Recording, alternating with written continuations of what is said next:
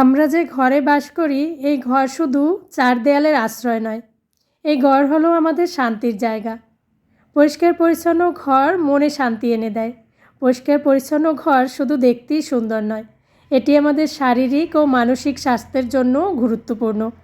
আসসালামু আলাইকুম, সবাইকে স্বাগত জানাই নতুন একটি ভিডিওতে। কেমন আছেন সবাই? আশা করছি যে যেখান থেকে দেখছেন সবাই ভালো আছেন, সুস্থ আছেন এবং নিরাপদে আছেন। আলহামদুলিল্লাহ, আমিও ভালো আছি আল্লাহর রহমতে, আপনাদের সবার দোয়া ও ভালোবাসায়।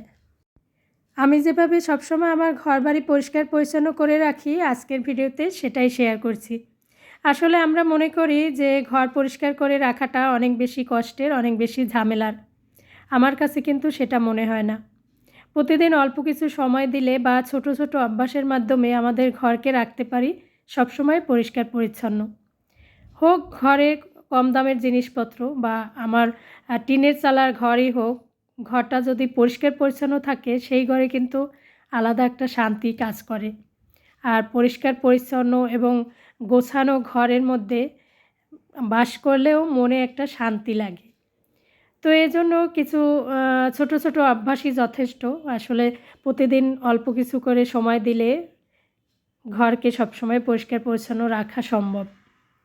তো দেখা যায় কি প্রতিদিন অল্প করে পরিষ্কার করা, এই জিনিসটা আমি যেটা ফলো করি, প্রতিদিন অল্প করে ঘর পরিষ্কার করি। যেমন আজকে যা রান্নাঘর পরিষ্কার করলাম, কালকে অন্য একটা রুম পরিষ্কার করলাম, পরের দিন আবার বাথরুমের একটা কর্নার পরিষ্কার করলাম। এইভাবে করে একটু একটু করে যদি প্রতিদিন পরিষ্কার করি তাহলে দেখা যাবে ঘরটা সবসময়ের জন্যই পরিষ্কার পরিচ্ছন্ন থাকবে। আর সারাদিনের জন্য যদি রেখে দেই যে না আজকে কাজ করব না, আজকে পরিষ্কার করব না, 2 দিন পর করব, 5 দিন পর করব, তখন দেখা যাবে কি ময়লা জমে ঘরের অবস্থা খারাপ হয়ে যাবে। আর সেই সাথে সেগুলো আবার পরিষ্কার করতে দ্বিগুণ কষ্ট হয়ে যাবে। সেজন্য প্রতিদিন অল্প অল্প করে পরিষ্কার করে নেওয়াটা আমার কাছে মনে হয় যে অনেক বেশি সহজ। আর আমি সেটাই চেষ্টা করি। আর দেখা যায় কি জিনিসপত্র অগোছালো থাকলে ঘরটা একদম অগোছালো লাগে। তো সেক্ষেত্রে জিনিসপত্রগুলো একটু গুছিয়ে রাখার চেষ্টা করি। যেখানে যে জায়গায় যে জিনিসটা থাকে সেখান থেকে ইউজ করার পরে আবার সেখানেই রেখে দেই। এতে করে প্রতিদিন ঘর এলোমেলো হয় না। আর অপ্রয়োজনীয় জিনিস যেগুলো থাকে সেগুলো ফেলে দেই। অপ্রয়োজনীয় জিনিস দেখবেন ঘরের মধ্যে যদি থাকে তখন ঘরটা অনেক বেশি এলোমেলো লাগবে আর অপরিচ্ছন্ন লাগবে। এজন্য যে জিনিসগুলো প্রয়োজন নেই সেই জিনিসগুলো বেছে বেছে ফেলে দেওয়াটাই আমার মনে হয় সবচেয়ে ভালো হয়। আর আমি সেটাই করি। একটা সময় ছিল অনেক জিনিস জমিয়ে রাখতাম ঘরের মধ্যে। মনে করতাম এই জিনিসগুলো আমার মনে হয় পরে কাজে লাগবে। ফেলে দিতে ইচ্ছে করতো না। কিন্তু এখন দেখলাম যে সেগুলো যদি ওইভাবে জমিয়ে রাখি ঘর ময়লা তো হয়ই, সেই সাথে একদম অগোছালোও লাগে। তাই অপ্রয়োজনীয় জিনিসগুলো ফেলে দেওয়ার চেষ্টা করি। দেখবেন যে অপ্রয়োজনীয় জিনিস যত ঘরের মধ্যে থাকবে ঘর বেশি ততটাই এলোমেলো লাগবে। তাই অপ্রয়োজনীয় জিনিস ফেলে দেওয়ার চেষ্টা করতে হবে ঘরবাড়ি যদি পরিষ্কার পরিচ্ছন্ন রাখতে হয়, গোছানো রাখতে হয়। আর সেই সাথে এই যে ধুলাবালির ব্যাপারটা, এটা প্রতিদিনই মুছতে হবে। আমি সেটাই করি। দেখা যায় কি প্রতিদিনই ধুলা পড়ে, ধুলার স্তূপ পড়ে যায় সব কিছুতে। তো এগুলো যদি প্রতিদিন না মুছি তাহলে একদম ধুলা পড়ে ভরে যায় সব কিছু। তো সেক্ষেত্রে সেগুলো পরিষ্কার করতে আবার আলাদা কষ্ট হয়ে যায়। তাই প্রতিদিনই গোসল করতে যাওয়ার আগে দেখা যায় কি এই ফার্নিচারগুলোকে একটু সুন্দর করে পরিষ্কার করে গুছিয়ে নেই বা একটু মুছে নেওয়ার চেষ্টা করি। এই যে ধুলাবালিগুলো ঝেড়ে মুছে নেই। আর এই যে ওয়ালে যে আমরা ওয়াল হ্যাঙ্গিংগুলো রাখি এগুলোতে কিন্তু প্রচুর পরিমাণে ধুলাবালি জমে থাকে। তো এক্ষেত্রে প্রতিদিন যদি একটু হালকা হাতে পরিষ্কার করে নেওয়া যায়, এতে করে ওইভাবে আর ধুলাবালি জমে থাকবে না আর জিনিসটা নষ্টও হয়ে যাবে না। ধুলাবালি জমতে জমতে একটা সময় দেখা যায় কি সুন্দর একটা জিনিসও একদম অসুন্দর হয়ে যায়, নষ্ট হয়ে যায়। তো সেক্ষেত্রে যদি কম দামেরও একটা জিনিস হয় সেটাকে যদি সুন্দর করে পরিষ্কার করে রাখতে পারি তাহলে কিন্তু অনেক দিন পর্যন্ত ভালো থাকবে, দেখতে সুন্দর লাগবে। তো এটাই আর কি, আসলে সব কিছুই অভ্যাসের ব্যাপার। দেখবেন যে প্রতিদিন অল্প কিছু সময় দিলেই ঘরটাকে পরিষ্কার পরিচ্ছন্ন করে রাখা সম্ভব। আর ছোট ছোট অভ্যাসের মাধ্যমেই এটা সম্ভব হয়। আসলে এগুলো অভ্যাসের ব্যাপার। অনেকে মনে করি যে আজকে কাজ করব না, আজকে পরিষ্কার করব না, পরের দিন করব। এইভাবে করে করে পরের দিনের জন্য কাজ ফেলে রেখে দেই। তখন দেখা যায় কাজের স্তূপ জমা হয়ে যায়। আর সেই সাথে ঘরটাও অনেক বেশি অপরিষ্কার অপরিচ্ছন্ন হয়ে যায়। সেক্ষেত্রে প্রতিদিনই একটু পরিষ্কার করে নেওয়ার চেষ্টা করি আমি। আর রান্নাঘর পরিষ্কার করা, বাথরুম পরিষ্কার করা, কাপড় চোপড় গুছিয়ে রাখা, বেডরুমটাকে পরিপাটি করে রাখা, অপ্রয়োজনীয় জিনিসগুলো ফেলে দেওয়া, জিনিসপত্রগুলো গুছিয়ে রাখা, তারপর প্রতিদিন অল্প অল্প করে পরিষ্কার করা, এই টিপসগুলো আমি সবসময় ফলো করে কাজ করি। এতে করে দেখা যায় কি আমার ঘরটা সবসময়ই পরিষ্কার পরিচ্ছন্ন থাকে এবং গোছানো থাকে। ঘুম থেকে উঠে যদি চলে যাই রুম থেকে, তাহলে বেডরুমটা ওইভাবেই এলোমেলো পড়ে থাকবে। সেক্ষেত্রে দেখা যাবে কি রুমের দিকে তাকাতে একটুও ভালো লাগবে না। আর যখনই এলোমেলো রুমের দিকে তাকাবেন আপনার বিরক্ত লাগবে। তো সেজন্য ঘুম থেকে উঠে একটু সময় নিয়ে বিছানাটা গুছিয়ে নিয়ে অন্য কাজে চলে যাওয়াটাই আমার মনে হয় সবচেয়ে ভালো হয়। পরের জন্য কাজ ফেলে রেখে দিলেই সমস্যা হয়ে যায়। আর এই যে ফ্রিজ কিন্তু প্রতিদিন আমরা ইউজ করি, প্রতিদিন ফ্রিজ খোলা হয়, ফ্রিজ থেকে জিনিসপত্র বের করা হয়, আবার রেখে দেওয়া হয়। তো সেক্ষেত্রে ফ্রিজের যে বাইরের অংশটা অনেকটা বেশি ময়লা জমে যায়, ময়লা জমতে জমতে একদম খারাপ অবস্থা হয়ে যায়। তো প্রতিদিন যদি এরকম একটু ভেজা কাপড় দিয়ে মুছে নিতে পারি বা পানি স্প্রে করে মুছে নিতে পারি, তাহলে এই ফ্রিজের যে বাইরের অংশটা একদম পরিষ্কার থাকবে, দেখতেও সুন্দর লাগবে। তারপরে ঘর ঝাড়ু দেওয়ার ব্যাপারটা, ঘর ঝাড়ু দিতে হয় আসলে সারাদিনের মধ্যে কয়েকবার। যখনই আমি কোনো ধুলোবালি দেখি সাথে সাথে ঘরটাকে একটু ঝাড়ু দিয়ে নিই। আর যখন দেখা যায় যে ঘর ঝাড়ু দেওয়া হয় না, একটু পরেই অনেক বেশি ধুলোবালি এসে জমা হয়। আর যেহেতু আমার বাসা হলো রাস্তার পাশে, ধুলোবালি আসতে একটু সময় লাগে না। আর সেই সাথে ঘর মুছে নেওয়ার ব্যাপারটাও আমি ওইভাবেই ট্রাই করি।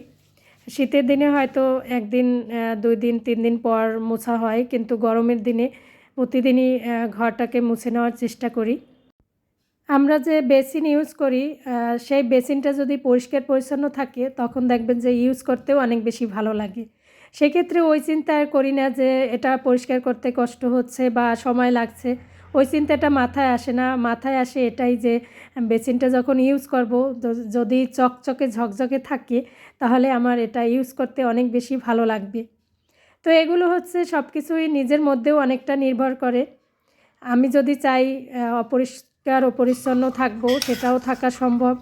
আর যদি চাই পরিষ্কার পরিচ্ছন্নভাবে থাকবো, সেটাও থাকা সম্ভব। সব কিছু নিজের উপর নির্ভর করে। তো অনেক কাজবাজ করেছি, ইফতারের সময় হয়েছে, ইফতারের আগে আর কি ইফতার রেডি করছি, সেটাও একটু আপনাদের সাথে শেয়ার করছি। আর সকাল থেকে সন্ধ্যা অবধি আমার কাজের মুহূর্তই শেয়ার করছি আজকের ভিডিওতে। এতক্ষণ ধৈর্য ধরে যারা আমার ভিডিওর সাথে আছেন তাদের সবাইকে জানাই অসংখ্য ধন্যবাদ।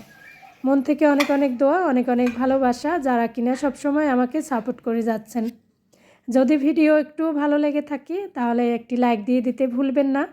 আর নতুন বন্ধু যারা আজকে আমার ভিডিও প্রথম দেখছেন, যদি একটু ভালো লেগে যায় তাহলে চ্যানেলটিকে সাবস্ক্রাইব করে রাখতে পারেন পরবর্তী নোটিফিকেশন পাওয়ার জন্য। আর যারা এই কাজটি করে ফেলেছেন, সবসময় আমাকে সাপোর্ট করছেন, তাদের প্রতি তো আমি অনেক বেশি কৃতজ্ঞ।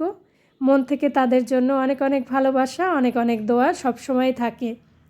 তো এই যে খুব সাধারণ ইফতার আয়োজন আমার, আসলে প্রতিদিন ভিডিও শেয়ার করা হয় না, তাই প্রতিদিন ভিডিও ক্যাপচারও করা হয় না। আর এই রমজানে তো এমনিতেই বাড়তি কাজ থাকে, সেই সাথে একটু ইবাদত করতে হয় বেশি বেশি। কোরআন তিলাওয়াত করা থেকে শুরু করে সব কিছুই মানে ইবাদতের দিকেই মনটা বেশি টানে। তো সেই ক্ষেত্রে অন্য যে কাজগুলো একটু সেই কাজ থেকে দূরে থাকি, মানে একটু ইবাদত করার দিকেই মনটা পড়ে থাকে। মনে হয় যে এবছর এই রমজান পেয়েছি, আগামী বছর যদি বেঁচে না থাকি তো এবার একটু ভালো করে আল্লাহর কাছে দোয়া করি বা একটু বেশি বেশি ইবাদত করি, যতটা সম্ভব চেষ্টা করি, এটাই আর কি। তো সন্ধ্যার পরে রান্নাবান্নার পরে চুলাটাকে আবার সুন্দর করে পরিষ্কার করে নিচ্ছি। রান্নাঘরটা যদি পরিষ্কার না থাকে দেখবেন যে রান্নাঘরে ঢুকলেই বিরক্ত একটা ভাব চলে আসে, খারাপ লাগে। সেক্ষেত্রে যখন রান্নাঘরের কাজ শেষ হয়ে যাবে সাথে সাথে যদি পরিষ্কার করে নেওয়া যায় সেটাই সবচেয়ে ভালো হয়। আর যদি সেটা সম্ভব না হয় তাহলে এই যে রমজানের সময়ে ইফতারের পরে আমি এই কাজটা করি। ইফতারের পরে মাগরিবের নামাজ পড়ে এই কাজগুলো একটু গুছিয়ে নিয়ে তারপরে আবার একটু রেস্ট নেই, এটাই আর কি। সব কিছুই নিজের ব্যাপার। নিজে মন চাইলে ইচ্ছে করলে সারাদিন শুয়ে বসেও কাটিয়ে দেওয়া যায়, আবার ইচ্ছে করলে একটু ঘরের টুকটাক কাজ করে নিজের শরীরটাকেও ভালো রাখা সম্ভব। দেখবেন শুয়ে বসে থাকলে কিন্তু শরীর ভালো থাকে না, আর কাজের মধ্যে থাকলে শরীর মন দুটোই ভালো থাকে। আমি এই বিষয়টা খুব খেয়াল করে দেখেছি যে চুপচাপ বসে থাকলে, শুয়ে থাকলে বিভিন্ন চিন্তাভাবনা আসে, মন খারাপ হয়। তো সেক্ষেত্রে যদি কোনো একটা কাজ নিয়ে থাকি তাহলে অনেক বেশি ভালো লাগে, কাজের মধ্যে সময়টা খুব ভালো কেটে যায়। আর সেই সাথে আমার ঘরটাও একটু পরিষ্কার থাকে, গোছানো থাকে, পরিপাটি থাকে, যেদিকে তাকাই একটু দেখলে মনটাও শান্তি লাগে। তো এটাই আর কি। এই তো সন্ধ্যার পরে আর কি রান্নাঘরটাকে সুন্দর করে পরিষ্কার করে তারপরে রান্নাঘর থেকে যাই। যেহেতু বিকেলবেলা ইফতারের টাইমে ইফতারের সব কিছু রান্নাবান্না, সেহরির রান্নাবান্না সব কিছু মিলিয়ে বিকেলটাতে অনেকটাই রান্নাঘরে সময় কাটাতে হয়। তো তারপরে ইফতারের সময় হয়ে যায়, ইফতারের পরে মাগরিবের নামাজ পড়ে এই কাজগুলো একটু গুছিয়ে নেওয়ার চেষ্টা করি। তারপরে তো আবার দেখা যায় কি একটু পরে তারাবির নামাজের জন্য দাঁড়াতে হয়। তো সময়ের কাজ সময় করে নিলে অনেকগুলো কাজ জমা হয়ে যায় না, এটাই আর কি। তো এই যে আমি কিন্তু রান্নাঘরের আশেপাশে চুলার আশেপাশে সব জায়গাটা সুন্দর করে একটু ভেজা কাপড় দিয়ে মুছে নিচ্ছি। দেখা যায় কি রান্নার সময়ে তেল ছিটে যায় বা মশলা ছিটে যায়। তো এগুলো যদি ওইভাবে থেকে যায় দেখতে অনেক বেশি খারাপ লাগে বা পরিষ্কার করতেও কষ্ট হয়ে যায়। তো এই যে রান্নাবান্নাটাও একটু শেয়ার করে দিয়েছি। পোলাও মাংস রান্না করেছিলাম, সেই সাথে একটু রুই মাছ রান্না করেছিলাম। এই ছিল আমার আজকের ভিডিও। সবাই ভালো থাকবেন, সুস্থ থাকবেন। আল্লাহ হাফেজ। আসসালামু আলাইকুম।